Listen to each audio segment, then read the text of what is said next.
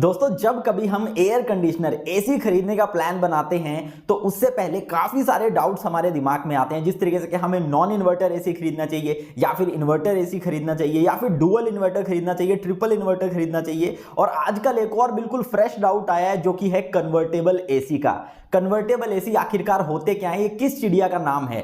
तो अभी इस वीडियो के अंदर आपके जितने भी डाउट्स हैं कन्वर्टेबल एसी को वो सभी यहां पे क्लियर होने वाले हैं कि भाई ये कन्वर्टेबल एसी होते क्या है, ये टेक्नोलॉजी यहां पे किस तरीके से काम करती है और कितने तरीके के कन्वर्टेबल एसी होते हैं और ये जो नॉर्मल इन्वर्टर एसी होता है उससे किस तरीके से अलग होते हैं जो कन्वर्टेबल एसी होते हैं। क्या इनका प्राइस फैक्टर में डिफरेंस होता है नॉर्मल एसी से और कन्वर्टेबल एसी में, कितना पावर कंजम्पशन में यहाँ पे फर्क आता है और क्या आपको कन्वर्टेबल एसी खरीदना भी चाहिए या फिर नहीं खरीदना चाहिए। इन सब चीजों को लेकर आपके डाउट सभी क्लियर होने वाले हैं। तो वीडियो में शुरू से लेकर आखिरी तक बने रहिएगा। लेकिन आपसे एक रिक्वेस्ट है कि भाई चैनल नया है, आपके सपोर्ट के बिना आगे नहीं बढ़ पाएगा, तो चैनल को सब्सक्राइब करके और बेल आइकन को जरूर से दबा दीजिएगा। और अगर आपको आखिरी में वीडियो पसंद आती है और वीडियो को लाइक भी जरूर कर देना। तो चलिए वीडियो को शुरू करते हैं।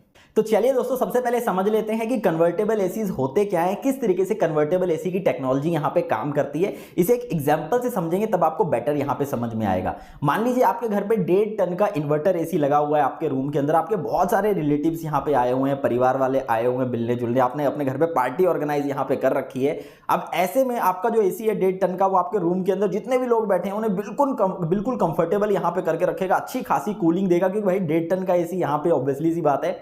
लेकिन होता क्या है, जब आपके जितने भी रिलेटिव्स हैं, फ्रेंड्स हैं, वो चले जाते हैं, पार्टी आपकी खत्म हो जाती है, अब आप रूम के अंदर अकेले बचे हो या सिर्फ 2 लोग यहां पे बचे हो, लेकिन आपका जो एसी है वो अभी भी 1.5 टन की कैपेसिटी पे ही यहां पे काम करने वाला है। अब आप चाहते हो कि मेरा जो बिजली का बिल है वो कम आए और अब लोग चले गए हैं मेरे कमरे से, अब ये एसी 1 टन का बन जाए, तो भाई ऐसा तो होने वाला नहीं है आपके एसी के साथ। तो दोस्तों यहां पे इसी कंडीशन में काम आती है कन्वर्टेबल एसीज की टेक्नोलॉजी। अगर इसे टेक्नोलॉजिकल टर्म में कहा जाए तो फ्लेक्सिबल कूलिंग एसीज बोला जाता है, लेकिन आजकल कमर्शियली इसे कन्वर्टेबल एसी बोलते हैं सभी।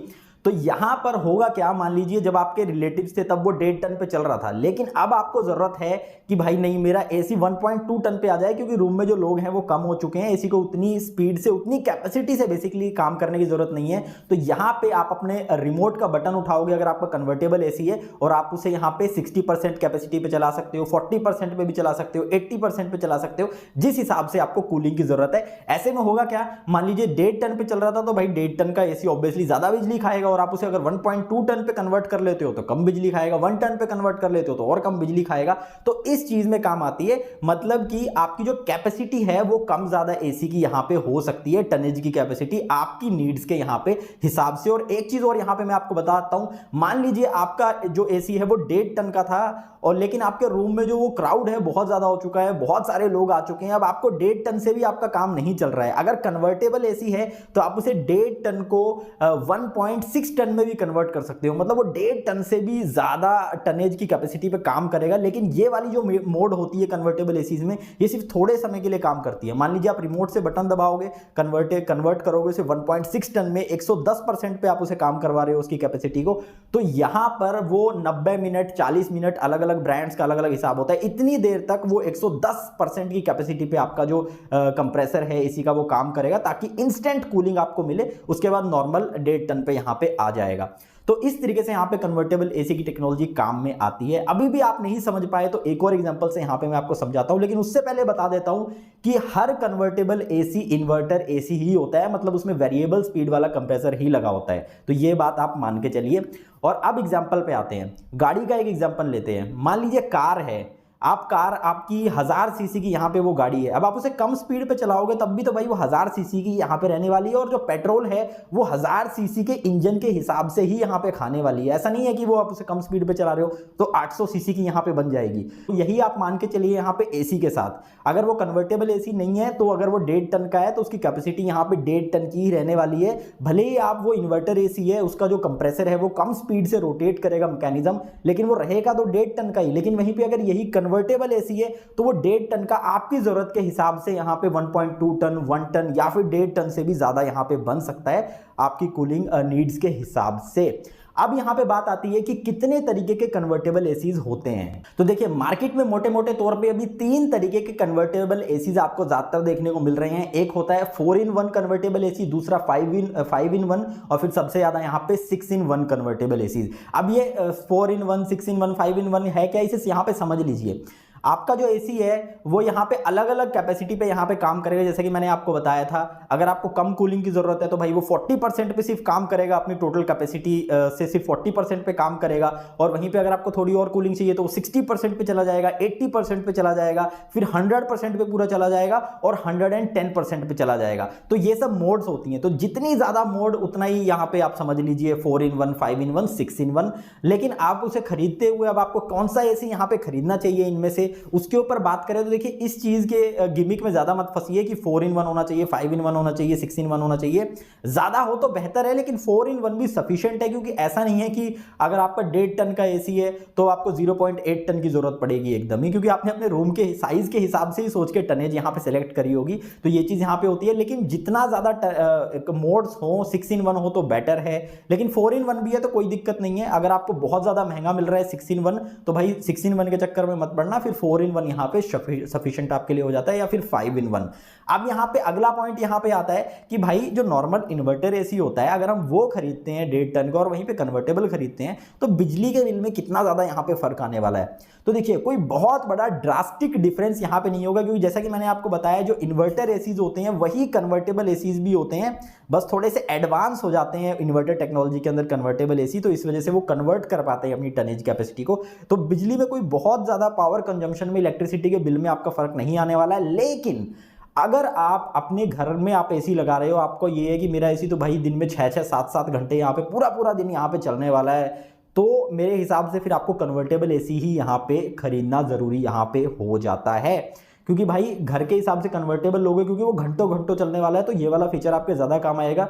लेकिन ऑफिस वगैरह के अंदर आप लगा रहे हो जहां पे 2-3 घंटे आपका एसी चलना है तो इन्वर्टर एसी ले लो, ज्यादा फर्क यहाँ पे नहीं पड़ेगा। अब यहाँ पे कुछ गलतियां आप कर सकते हो कन्वर्टेबल एसी को खरीदते हुए, मैं आपको यहाँ पे बता देता हूँ वो क्या गलतियां यहाँ पे हो सकती हैं। सबसे पहले आप जब भी कन्वर्टेबल एसी खरीदने की सोच रहे हो, अगर आप कन्वर्टेबल एसी खरीदना चाहते हो तो हमेशा ये ध्यान रखिए कि जब वो कन्वर्ट होता है, मान लीजिए 1.5 टन का है तो वो 110% कैपेसिटी पे चलने के लिए भी यहाँ पे उसके अंदर मोड हो, मतलब ये अगर 1.5 टन का है तो 1.6 टन पे भी यहाँ पे चल पाए इस तरीके से। क्योंकि मान लीजिए आपने कन्वर्टेबल एसी ले लिया, उसके अंदर 4-in-1 मोड है और उन 4-in-1 में से भी आपकी जो 110% पे चलने वाली वो नहीं है, बाकी 40%, 60%, 80%, 100% पे, तो फिर उसका कोई फायदा नहीं है, क्योंकि वो कन्वर्ट होके हाईयर कैपेसिटी दे ही नहीं पाएगा, उसे खरीदने का यहाँ पे कोई फायदा नहीं है। तो ये चीज ध्यान में यहाँ पे रखना, फिर उससे अच्छा तो आप इन्वर्टर एसी ही खरीद लो।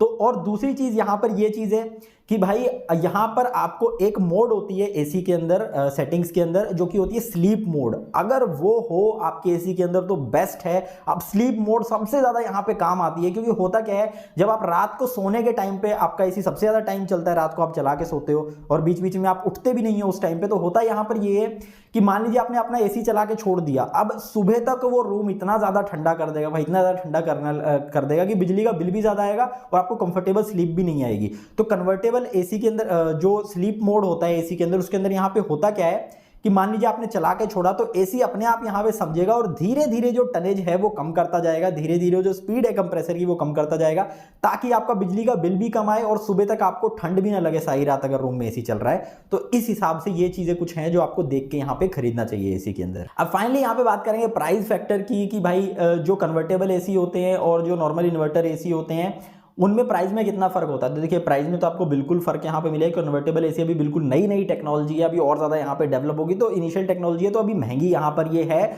लेकिन बहुत बड़ा फर्क भी नहीं मिलेगा। अगर आप नॉर्मल उसी कंपनी का नॉर्मल इन्वर्टर एसी ले रहे हैं तो हो सकता है आपको यहाँ पे 32,000 का मिल जाए, और अगर आप कन्वर्टेबल ले रहे हैं तो वो 37-38 का मिल जाए, मतलब कि 5 से लेके 10,000 का फर्क यहाँ पे रहने वाला है नॉन कन्वर्टेबल में और कन्वर्टेबल में। तो ये चीज आप मान के चलिए। तो अगर आप अपने घर के लिए खरीद रहे हैं, आपको बहुत ज्यादा एसी चलाना होता है, तो भाई कन्वर्टेबल आपके लिए खरीदने में फायदा है, क्योंकि कभी आप अकेले बैठे होगे रूम में तो आपको कम कैपेसिटी की जरूरत है, कभी पूरी फैमिली बैठी होगी तो ज्यादा कैपेसिटी की जरूरत है। तो ये चीज ध्यान में रख के यहाँ पे खरीदिएगा।